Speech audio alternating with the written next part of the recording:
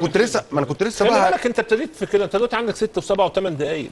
لا، ما هي النقطه بقى دي اللي انا كنت هكملها. اللي بيساعد على كده الحكام.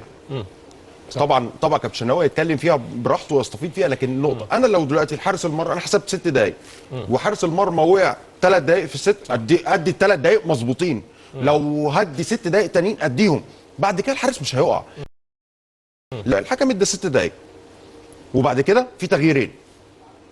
وقع محمود جاد وادى دقيقه واحده بس بعد 6 دقائق، عشان كده لعيبه الاهلي بتعترض.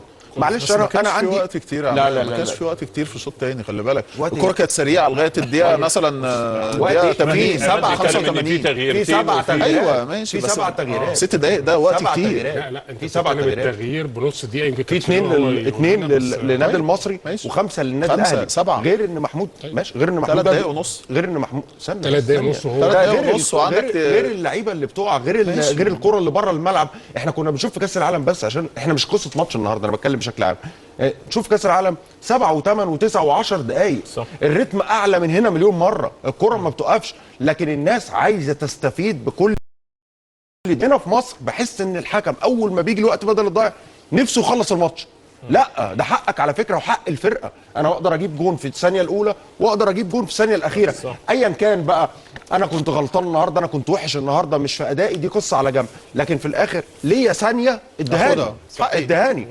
فلو انا كحراس مرمى وقعت والحكم ادى كل ثانيه اللاعب بيقع فيها وبيضيع فيها وقت، مفيش حد يقع تاني. لكن الناس بتقع يقول لك خلاص، ما هو 6 دقائق، لو وقعت فيهم 3 دقائق هيدي عليهم دقيقه. بس اقول لك حاجه بصراحه، يعني محمود برضو ما وقعش غير. مش بتكلم على محمود، مش بتكلم، يعني انا بتكلم بشكل عام. تعامله قليل في المباراه، انا مش بتكلم على محمود، انا بتكلم بشكل عام في قصه الوقوع كفكره، ما بتكلمش على محمود جاد او بتكلم. لكن ماتش النهارده يا كابتن سيف الحكم ادى 6 دقائق، في ال6 دقائق حصل فيه تغييرتين يمكن، وحصل ان محمود جاد وقع.